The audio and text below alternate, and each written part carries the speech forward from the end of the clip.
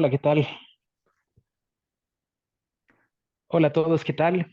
Muchas gracias a las personas que están ingresando a esta sesión. El día de hoy vamos a estar compartiendo, ¿no? Parte de los tratamientos quirúrgicos. Específicamente, hoy vamos a hablar de un tratamiento en especial, que son los pacientes de clase 2, pero dentro de lo que vamos a compartir, no solamente nos vamos a abocar, ¿no? En la situación quirúrgica, a ver ahí alguna otra información adicional, ¿no? Que ahorita les compartiremos con mucho gusto, nada más en lo que los espectadores están ingresando y arrancamos en un minutito. Perfecto.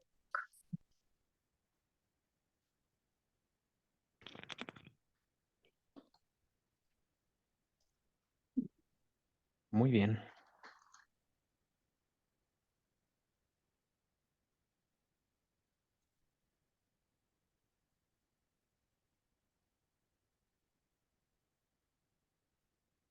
Creo que estamos prácticamente listos para dar inicio a la sesión. Ujú. Listo, ¿verdad, Doc? Estamos listos. Perfecto. Bueno, muy buenas noches a todos. El día de hoy para mí es un verdadero gusto poder compartir este espacio con usted, Doc. Vamos a hablar de un tema bastante interesante. Justamente en los webinars anteriores hablamos un poquito del tratamiento en pacientes clase 2, pero con un abordaje de camuflaje. Vamos a ver que el abordaje quirúrgico es bastante diferente a lo que es un camuflaje y justamente todo el webinar vamos a hablar de la importancia no solamente de la parte estética que estos pacientes refieren justamente en nuestra consulta, sino también vamos a hablar de la parte funcional que creemos que es el objetivo principal de este tipo de tratamientos y bueno, pues vamos a comenzar. Bienvenidos a todos.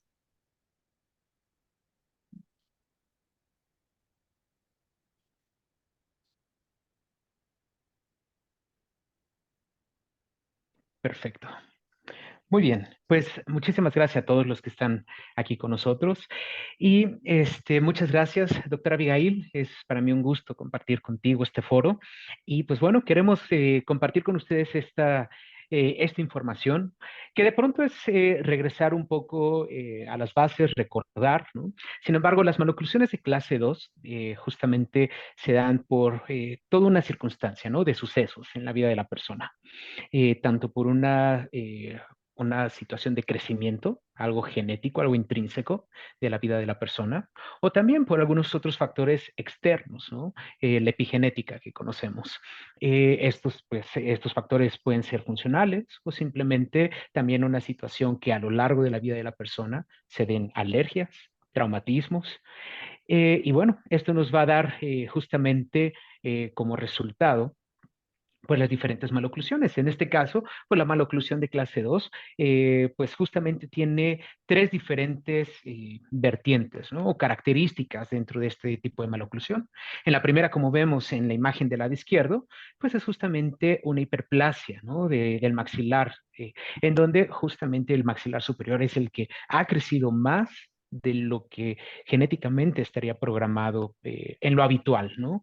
Ahora, tenemos también una hipoplasia mandibular, en donde por causa de algún traumatismo o simplemente, como les comentaba hace un momento, por un trasfondo genético o bien por combinación de trasfondos genéticos más los ambientales, podemos tener también una hipoplasia, ¿no? A nivel mandibular o bien también síndromes.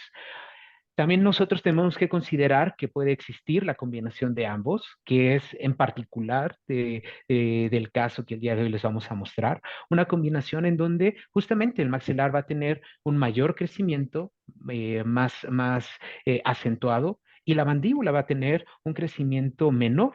Entonces, pues bueno, justamente esto nos va a desencadenar toda una serie de problemas que no solamente atañen, ¿no? Al tejido óseo, sino que también atañen a toda una cantidad de estructuras, desde la situación de deglución, de fonación, de respiración y postural, ¿no? Y justamente queremos iniciar este webinar con este video bastante ilustrativo e interesante del doctor Derek Mahoney, en el cual vamos a ver cómo es que comienza a desarrollarse esta maloclusión clase 2, sobre todo cuando se trata de un factor epigenético. Entonces vamos a irlo describiendo. Y bueno, normalmente todos nosotros deberíamos tener una respiración nasal. Sin embargo, a lo largo del tiempo podemos desarrollar diferentes alergias, que puede ser por el polen, por algunos otros factores, leche de vaca, etcétera, que puede hacer que las anginas y adenoides se puedan inflamar, provocando que poco a poco el paciente comience respirando por la boca. Esta respiración oral va a dar como consecuencia una descendencia de la lengua, ya no va a ocupar el lugar en el que debería estar, que es el paladar, y justamente el hecho de que la lengua se coloque en una posición inferior va a provocar que los músculos tengan esa fuerza directamente sobre el maxilar superior. Entonces, ¿cómo podemos ver esto en la arcada superior? A través de un colapso. Ajá. ¿Cómo vamos a pasar de una forma en U a una forma en V, una forma bastante colapsada? Justamente cuando el paciente comienza esta deglución para tragar los alimentos, podemos ver que la lengua se va a ensanchar de forma lateral. Esto va a impedir que los premolares puedan erupcionar de una forma correcta. Además de esto, también la lengua se va a colocar en una posición anteroinferior, provocando como una sobreestimulación de los anteroinferiores que va a provocar esta sobreerupción. Y comúnmente vamos a ver lo que vemos en el video, que es una curva de SPI bastante acentuada. Esta curva, a su vez, por la inclinación que tienen estos dientes, va a tener ciertos contactos oclusales que nos van a deslizar por completo el cóndilo, impactándolo directamente dentro de su cavidad glenoidea. Esto comúnmente nosotros lo conocemos como un desplazamiento del cóndilo con reducción, ya que el disco articular se va a colocar en una posición anterior y justamente cuando el paciente quiera abrir, se va a escuchar este clic o este chasquido que pues nosotros ya vemos mucho en este tipo de pacientes. Además, justamente de esta sintomatología, ¿no? De chasquidos, también vamos a tener un mayor apretamiento dado justamente por los músculos de masticación. Esto va también a provocar en el paciente cefaleas. Además de esto, los músculos de la masticación, al estar más contracturados, generarán mayor cantidad de desgaste de las zonas masticatorias, de las caras oclusales. Al haber mayor desgaste de ellos, vamos a tener justamente una pérdida de estructura dental, que también esto se va a ver reflejado a nivel craneal. ¿Cómo? Pues justamente la disminución en cuanto a la altura que debe de existir entre la mandíbula y el hueso temporal. Ahora, además de que este cóndilo se encontrará impactado, justamente tendremos atrapamiento del disco articular y además de ello, el cóndilo mandibular empezará a tener cambios en cuanto a su morfología. Es en este punto en donde, además de que el paciente ya tiene dificultad de las vías aéreas altas, va a iniciar también con mayor dificultad de las vías aéreas bajas. Ahora, nosotros tenemos que considerar que el mismo paciente simplemente por tratar de respirar va a tener esta posición adelantada de la cabeza llamada lordosis, en donde se va a contracturar justamente todos estos músculos también de la nuca y también de la espalda. Ahora, con todo ello, pues viene toda una cascada de sucesos en la cual, pues bueno, el paciente ya no solamente la situación se quedó con una cuestión anatómica de un maxilar más adelantado y una mandíbula más pequeña, sino que además tenemos toda una serie de sucesos musculares que atraparán y mantendrán a esta mandíbula en una posición muy posterior. Y bueno, radiográficamente, ¿cómo podemos ver justamente lo que nos comentaba el doctor de la lordosis y este cambio en la morfología de los cóndilos? Tenemos aquí dos casos de justamente pacientes quirúrgicos clase 2, en los cuales, bueno, podemos observar cómo hay ya un cambio en la morfología del cóndilo, cómo estos cóndilos ya se encuentran bastante desgastados y, súper importante también, la compresión de la vía aérea. Podemos ver en el caso número 1 que se ve muchísimo más esta lordosis que en el caso número 2. Sin embargo, en ambos casos tenemos una vía aérea bastante comprometida. Entonces, podemos concluir que del 100% de las maloclusiones clase 2, El 70% de estos pacientes comúnmente son resultados de una mandíbula retrognática, una mandíbula posicionada muy hacia atrás.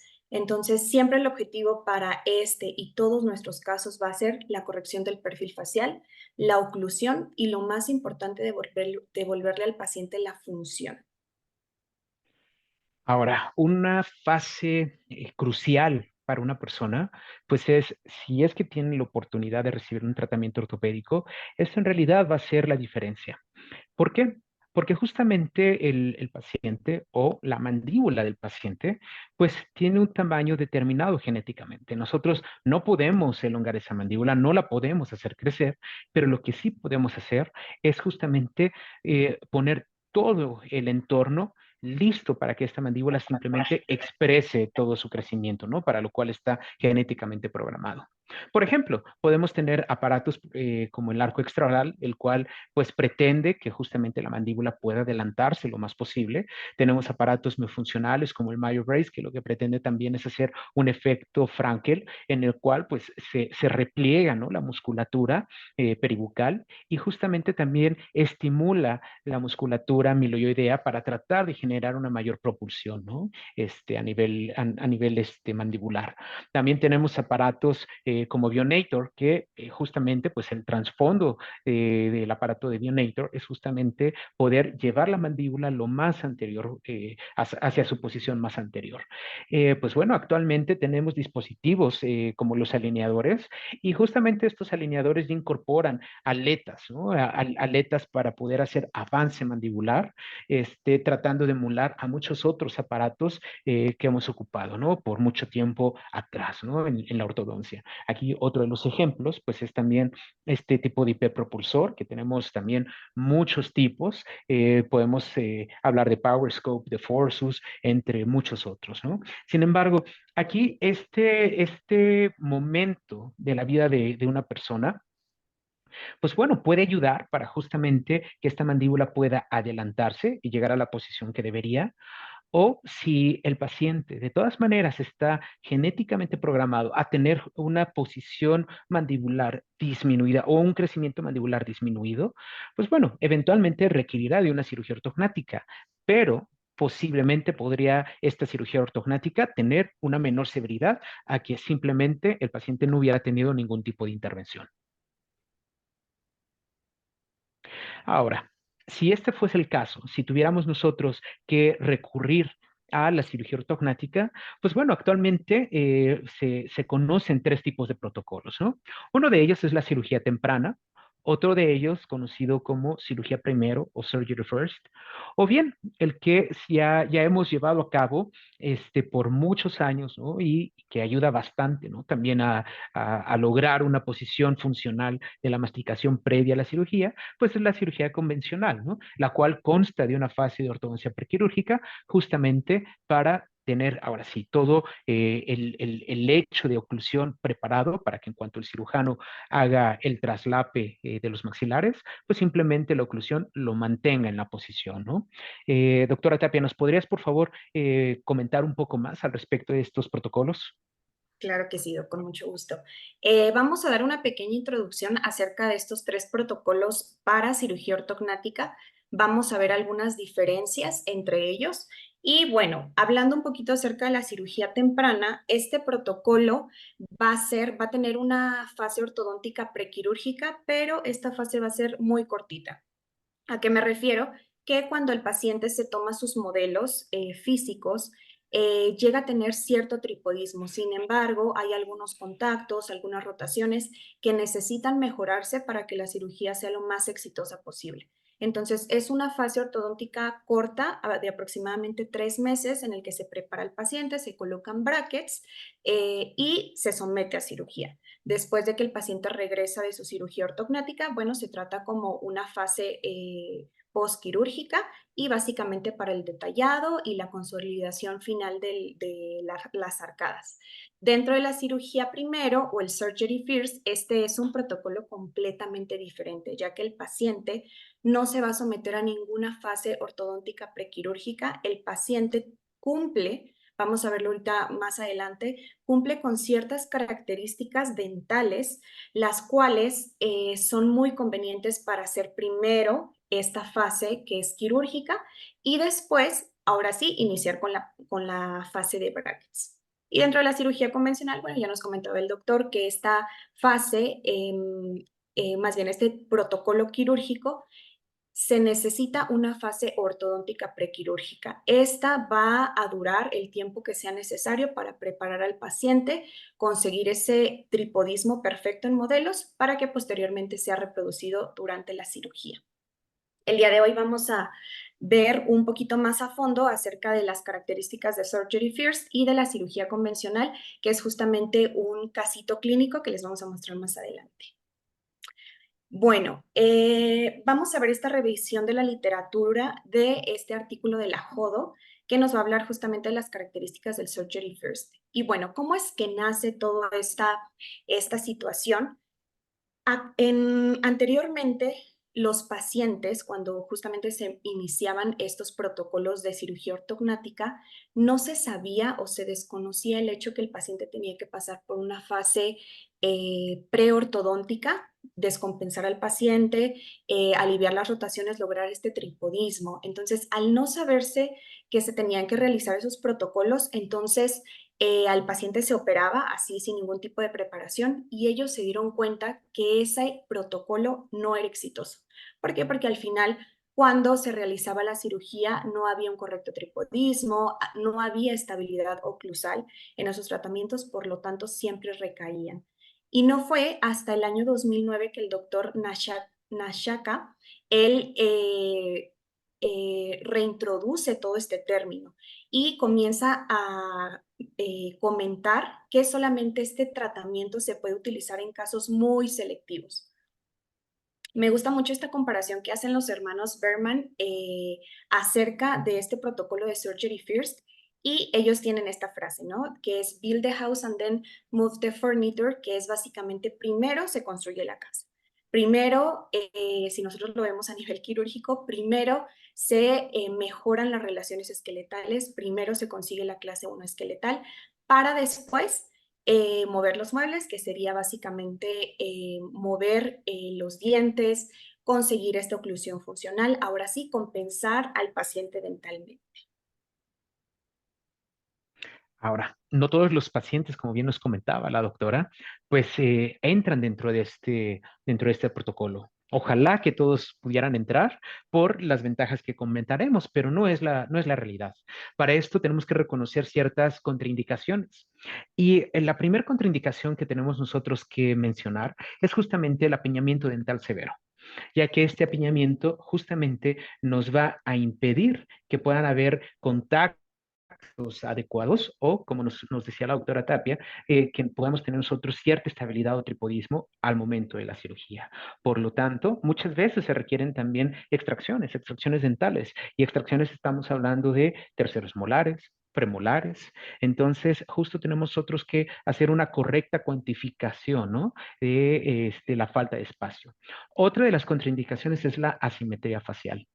Estas asimetrías faciales, en muchos casos, cuentan también con compensaciones dentales. ¿Por qué? Porque los dientes han seguido a la posición justamente que el esqueleto va tomando, ¿no? El esqueleto facial. Ahora, nosotros tenemos que considerar que estas compensaciones, pues, son tridimensionales y justamente podrá haber momentos en donde por más que se puedan empalmar de forma correcta estos maxilares, pues justamente los dientes no van a permitir un correcto, una correcta oclusión, una correcta intercuspidación. Esto mismo puede poner en riesgo este protocolo quirúrgico.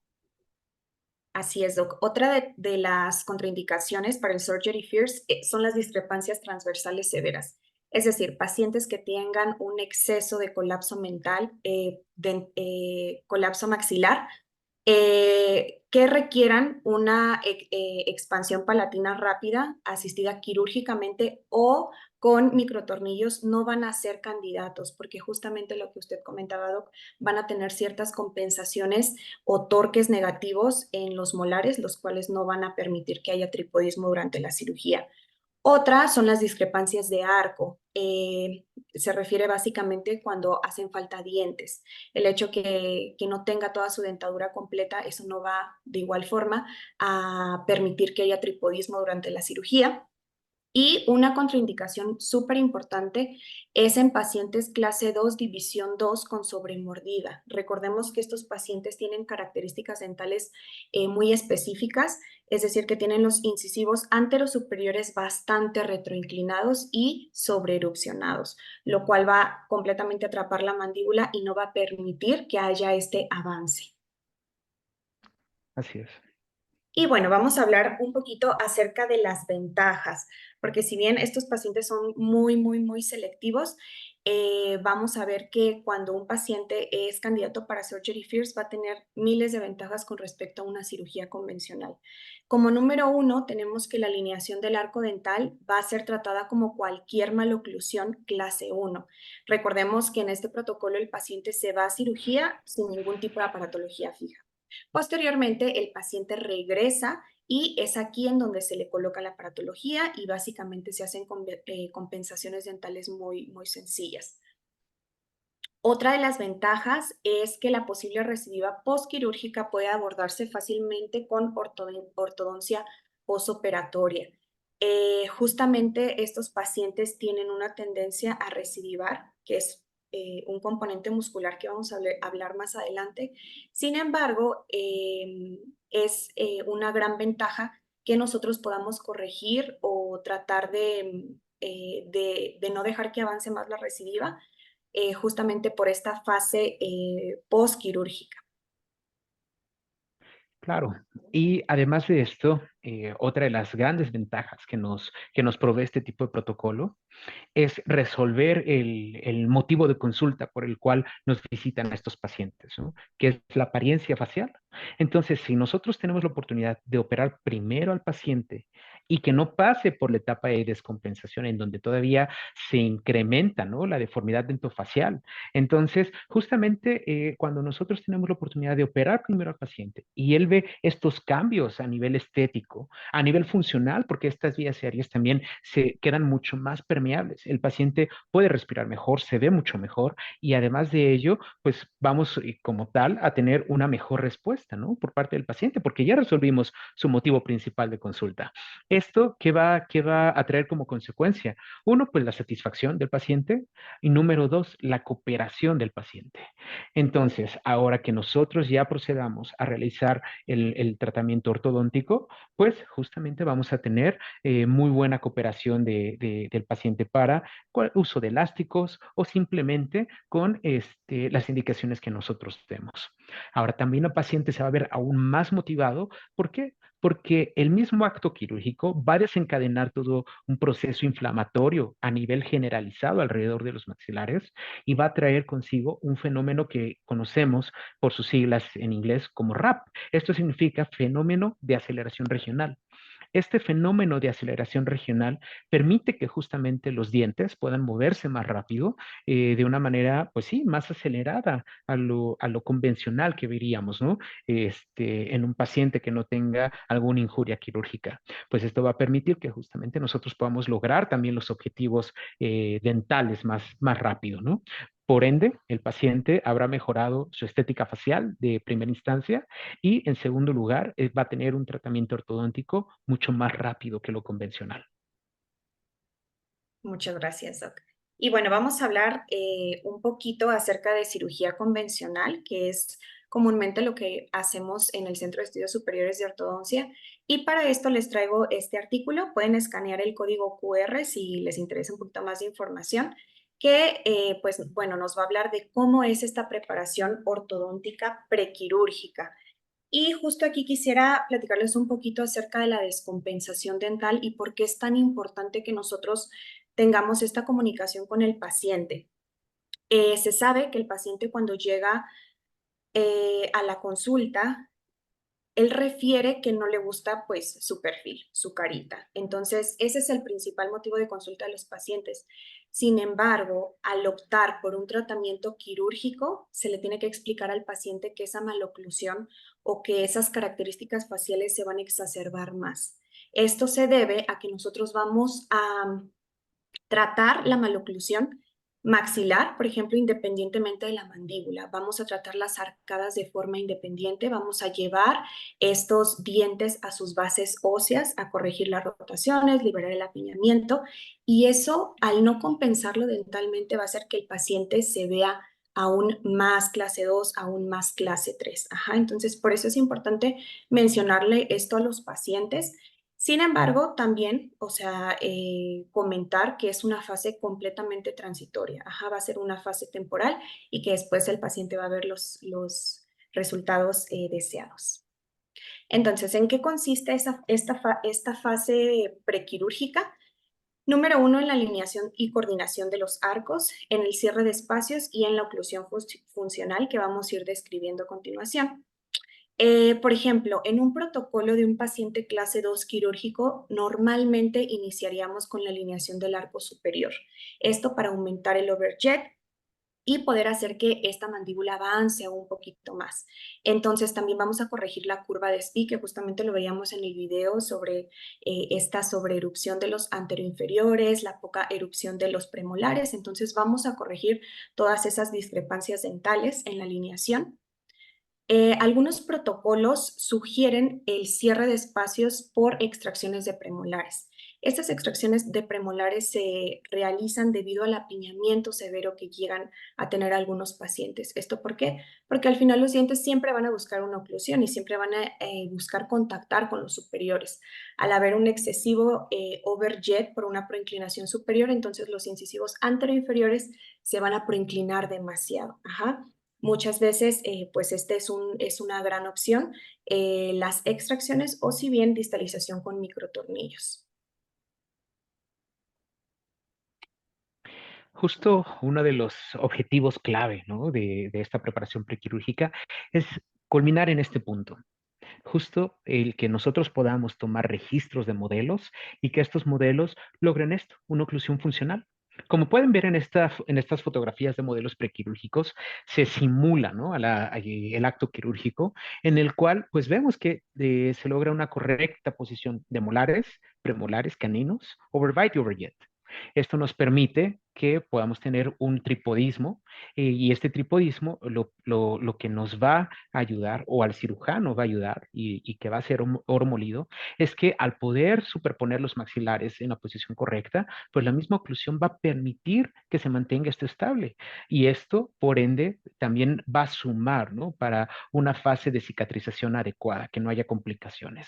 Ahora, actualmente también contamos, ¿no? Ya con sistemas de escaneo digital.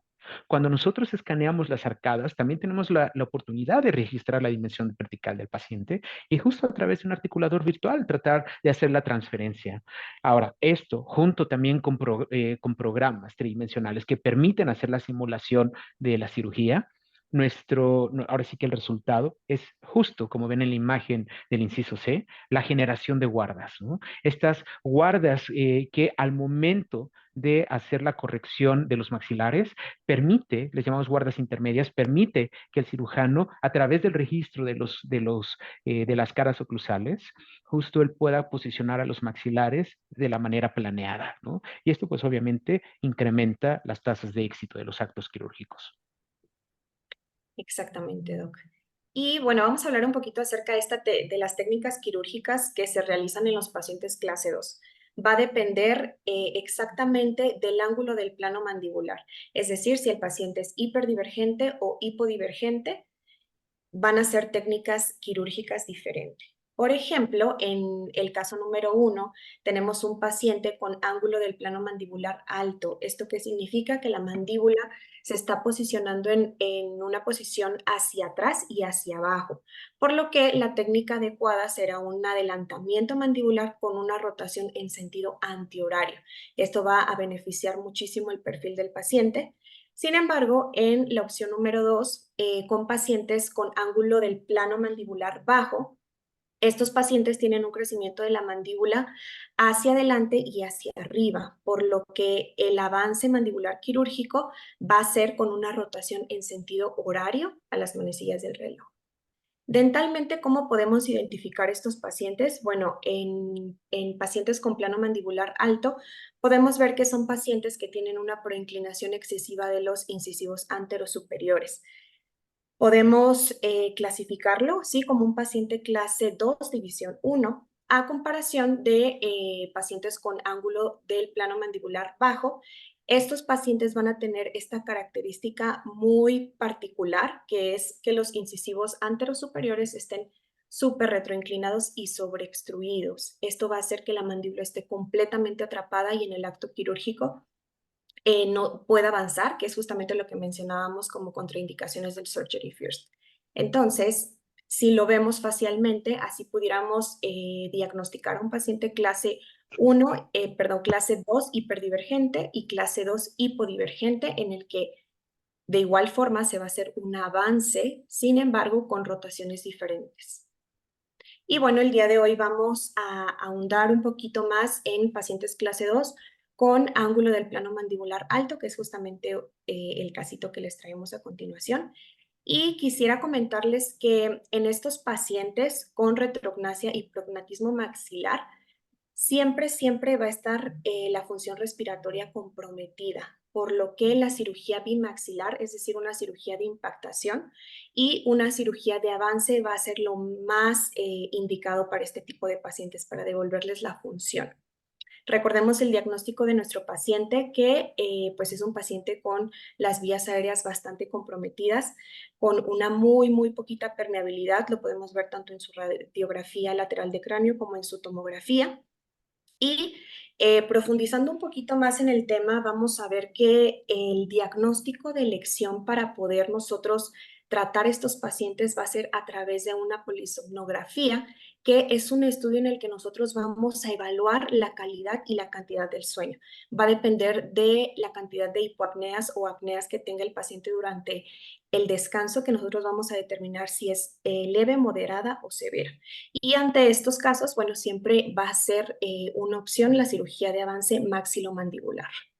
Entonces, vamos a ver que dentro de estas características, la vía aérea se va a dividir en tres: en nasofaringe, orofaringe e hipofaringe. Y justamente a nivel de la orofaringe y la hipofaringe es que nosotros vamos a ver una mayor apertura de las vías aéreas. Esto se debe básicamente al estiramiento de los músculos genioideo y geniogloso, que van a aumentar la tensión de los tejidos blandos justamente en esta región, en la orofaringe y la hipofaringe, lo que va a conducir a una expansión de las vías aéreas. Y finalmente, el otro protocolo de cirugía que es recomendable es la cirugía del EFORT 1 de impactación. Este es un artículo bastante interesante que nos habla cómo ellos totalmente sacan diferentes conclusiones, diferentes hipótesis en las que comentan en el artículo que esta permeabilidad de las vías aéreas se da ya que los cambios que surgen a través de esta impactación y de este corte transversal que se realiza en el maxilar va a tener diferentes características en la válvula nasal. Esta válvula nasal que va a tener forma de gota al realizar este corte, entonces va a haber una mayor flujo y menor resistencia del aire. Claro, y por todos estos cambios, ¿no? Es que es tan justificado realizar estos dos tipos, ¿no? De procesos quirúrgicos, tanto el Alford 1 y el avance mandibular. Pues bueno, vamos a pasar ahora al caso clínico, pero antes que nada me gustaría agradecer a la doctora María Angélica Sánchez y a la doctora Yanela Pesantes, exresidente de nuestra casa de estudios, que fueron quienes manejaron el siguiente caso que conversaremos. Justamente. Y bueno, vamos a ir describiendo poco a poquito a nuestro paciente. Vamos a ver que se presenta a la clínica del CESO un paciente masculino de 36 años de edad, quien refería sintomatología con dolor articular. Dentro de sus antecedentes médicos, el paciente nos refería que presentaba cuadros de rinitis alérgica estacional, muchas infecciones de garganta, también episodios de apnea nocturna. Y bueno, vamos a verlo a nivel facial. Podemos ver que el paciente presenta un patrón dólico facial con características de fascias adenoideas, como son la presencia de ojeras. El paciente no tenía un buen descanso durante la noche, presentaba también el tercio medio inferior aumentado y esto relacionado con la incompetencia labial y por ende una resequedad excesiva de la mucosa bucal. Vemos que su línea media superior se encuentra coincidente con su línea media facial. Y bueno, aquí tenemos unas fotografías de su perfil en el que vemos pues esa retrognasia mandibular bastante severa. Confirmamos aquí la parte de la incompetencia labial y hicimos aquí una comparación con su panorámica para que nosotros podamos ver pues cómo esa vía aérea se encontraba bastante reducida. Su tercio inferior aumentado con respecto a su tercio medio y superior. Bien, y como bien nos comenta la doctora, ¿no? Siempre decimos caras primero. Iniciamos con un diagnóstico facial, pero para poder entender lo que nosotros estamos viendo en el paciente, tenemos que entender también lo que está justamente en el fondo. En este caso, pues es la estructura, ¿no? Craneal, maxilar también. Ahora, para iniciar, para que podamos nosotros entender este paciente, primero veamos estos datos, ¿no? Estos valores, lo que le llamamos el SNA, que justamente es una medición del maxilar superior, el cual se encontraba en 87. ¿Esto qué indica? Pues que justamente como veíamos en la introducción, ¿no? Teníamos un avance del maxilar superior importante. Lo normal tendrían que ser 82. Ahora, con respecto a la mandíbula, teníamos un valor numérico de 77, lo normal es 80. Entonces, estamos ante un problema combinado. Tanto la mandíbula está atrapada como el maxilar superior también se adelantó. Entonces, cuando nosotros cuantificamos la discrepancia entre ambos, son 10 grados. Lo normal deberían de ser 2 grados. ¿Esto hacia dónde nos lleva? Hacia un paciente de alta complejidad. También hay otros datos, por ejemplo, este dato de Witts que nos indica más 9 milímetros. Hay otro dato que le llamamos la unidad de diferencia, el cual lo normal tendría que ser 24, ¿no? El paciente se encontraba en 20, lo cual nos indicaba que justamente la mandíbula había crecido menos de lo esperado, ¿no? Además de ello, justamente el patrón de crecimiento. La doctora Tapia nos comentaba, ¿no? Tiene un patrón dólico facial. Ahora, ¿qué es lo que está ocurriendo? Aquí claramente en su radiografía lateral de cráneo vemos que los tres ángulos de crecimiento nos indican, ¿no? Que es un paciente que ha estado justamente con un patrón vertical ya con un trasfondo de tiempo atrás, ¿no? Podemos ver aquí eje Y 67, gonionato sillanacio 38, franco mandibular 34. Por todos lados vemos un crecimiento vertical exacerbado. Además de esto, también tenemos un exceso vertical del maxilar. No solamente creció más de manera adelantada o sagital, sino que también verticalmente descendió. Ahorita estaremos viéndolo en las fotografías del paciente, ¿no? Ahora, también con respecto a su radiografía panorámica, nosotros podemos ver que en las vías aéreas en la parte superior, podemos ver también ahí una constricción, una disminución del trayecto del volumen de aire. Ahora también con respecto a los senos paranasales, el seno maxilar, los senos maxilares se encontraban permeables. Sin embargo, algo que era muy representativo y que justamente encendieron los focos de alerta fue la morfología del cóndilo. Y recordemos este video que veíamos en un inicio, en donde a través del tiempo se va dando una degeneración a nivel funcional, muscular, postural, y esto va a traer como consecuencia, pues, la pérdida de estructura ósea, ¿no? Del cóndilo mandibular. Y esto pasaba con el paciente. Y ustedes pueden ver que no hay una correcta proporción entre la longitud y la anchura de la rama mandibular. Ahora, con respecto a sus dientes, ustedes pueden observar cómo en la arcada inferior, pues todos estos órganos dentales se encuentran inclinados, ¿no? Hacia la parte delantera y justamente esto nos genera la profundización de la curva de Spee. Ustedes pueden ver los cuatro dientes anteroinferiores, cómo se encuentran ellos más extruidos, ¿no? Entonces, cumple con todas las características que veíamos en un inicio. Así es, mi doc. Y otra de las herramientas diagnósticas sumamente importante es la tomografía. Tenemos la fortuna que en el CESO, pues todos nuestros pacientes los diagnosticamos a través del CBCT y justo este programa tiene una herramienta en el que nosotros podemos cuantificar el volumen de la vía aérea, que fue, bueno, el principal objetivo a tratar de este tratamiento quirúrgico.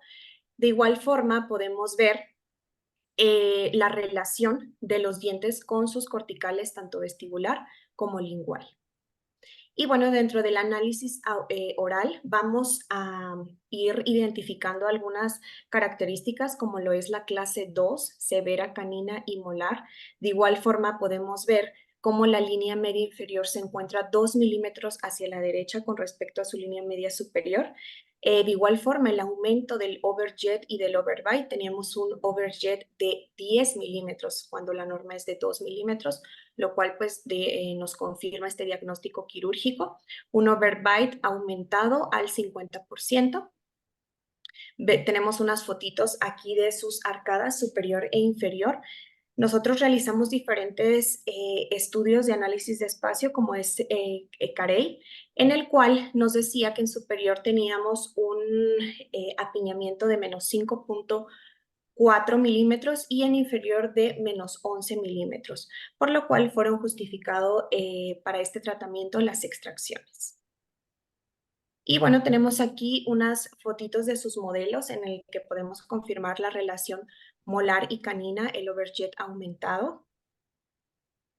Un registro fotográfico del paciente. Aquí en esta etapa, bueno, se estaba justamente consiguiendo lo que mencionábamos anteriormente, que es corregir esta curva de Despí bastante profunda, aliviar las rotaciones, cerrar los espacios, consolidar los arcos, para finalmente llegar a este punto de la preparación ortodóntica prequirúrgica, que es justamente esta cita, una de las más importantes, en la que nosotros colocamos los vástagos y preparamos al paciente para su cirugía.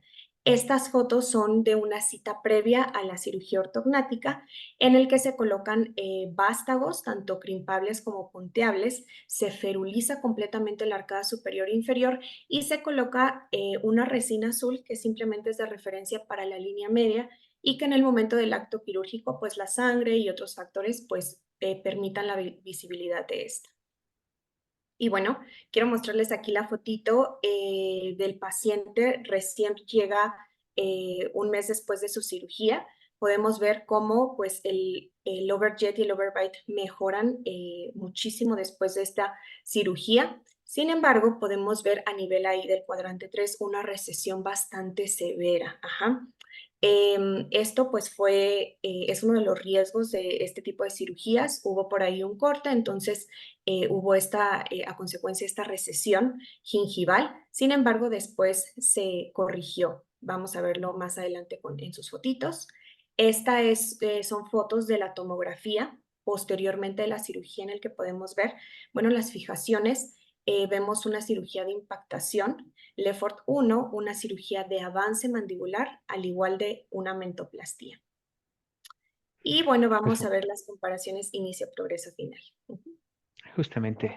Y aquí veamos cuáles fueron los cambios, ¿no? De este paciente, en el cual, pues bueno, los cambios son bastante significativos, ¿no? Como al principio teníamos esta incompetencia y al final, pues bueno, el paciente mejora bastante. Veamos las siguientes fotografías de sonrisa, en donde, pues bueno, llama mucho la atención esta fotografía del centro, en donde vemos en realidad, ¿no? La exposición que tenía de la encía dada al exceso vertical del maxilar, ¿no? Pero ya justamente para el final, pues bueno, la sonrisa es mucho más armónica. En estas fotografías laterales vemos que hay una mejor proporción facial. Justamente para el final vemos cómo el mentón incluso tiene una mejor proyección y al igual sus tercios mejoran bastante, ¿no? Y bueno, ahí la función del paciente pues es pues muy notable. Ahora aquí con respecto a las radiografías panorámicas, podemos nosotros observar cómo hay una mejoría notable con respecto a la verticalidad de cada uno de esos órganos dentales y bueno, ahí también pues es notorio justamente las placas y tornillos que están ahora sí conteniendo, ¿no? La nueva posición del esqueleto facial.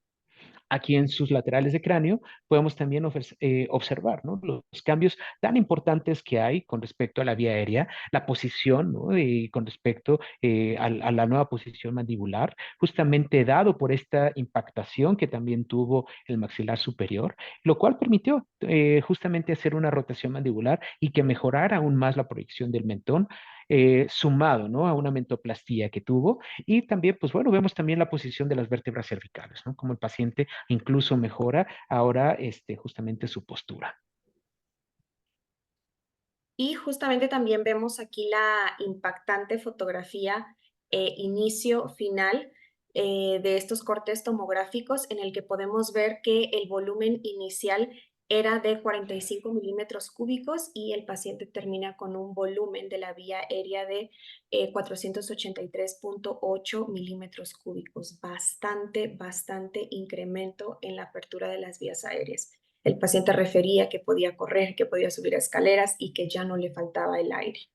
Entonces vemos aquí unas fotitos, inicio, progreso, final, de frente, en el que podemos ver pues el cambio tan lindo. El paciente después se rehabilitó ahí sus anterosuperiores para una mayor estética. Fotografías laterales, inicio, progreso, final. Fotografías laterales del lado izquierdo.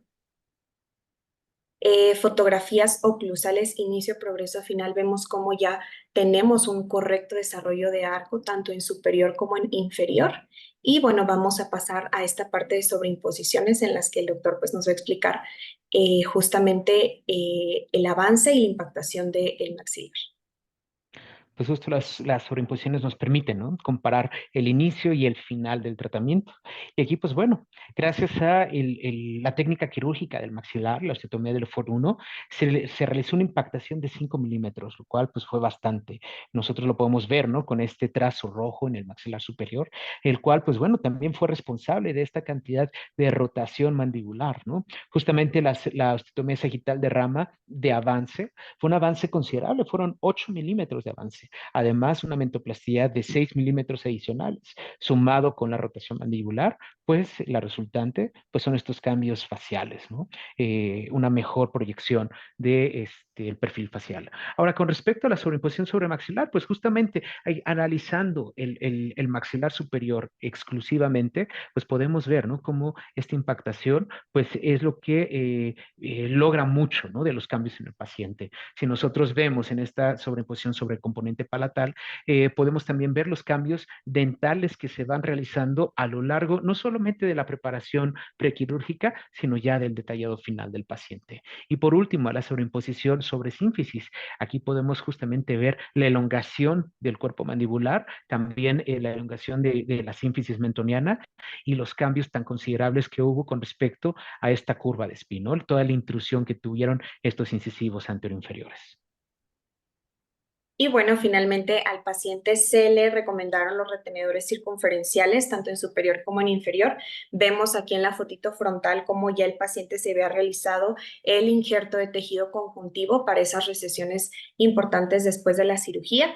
Y bueno, aquí lo más importante es la estabilidad oclusal. El hecho que el paciente tenga una máxima oclusión funcional, esa va a ser la mejor retención para que el tratamiento pueda perdurar a lo largo del tiempo.